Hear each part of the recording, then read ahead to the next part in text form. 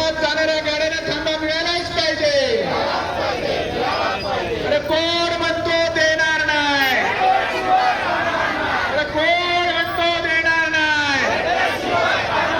अरे कोण म्हणतो देणार नाही?